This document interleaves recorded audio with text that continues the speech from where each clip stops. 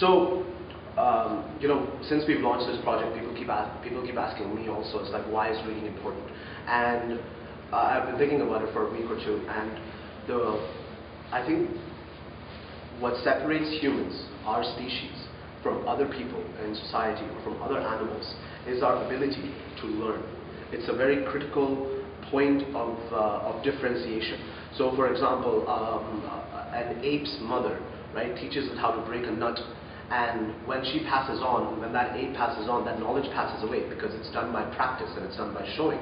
But in the case of humans, that was the case earlier in our history.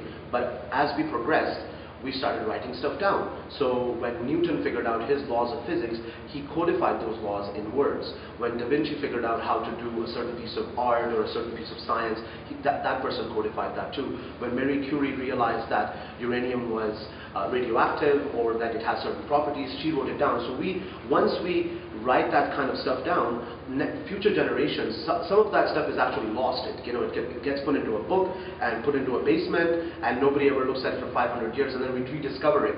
And that information has been discovered and it has been codified, and we, as a present generation, are able to learn from it.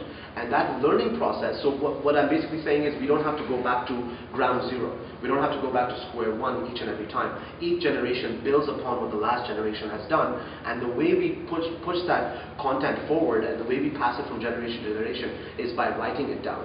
And so the more important part, first is the writing part, that's one part of the equation. The other part of the equation is that somebody else has to read it. And we've been doing that as a human species for many, many, many centuries, and it's why we have progressed so far and we've come so far. So it's something so utterly critical that it's almost basic, why it's important.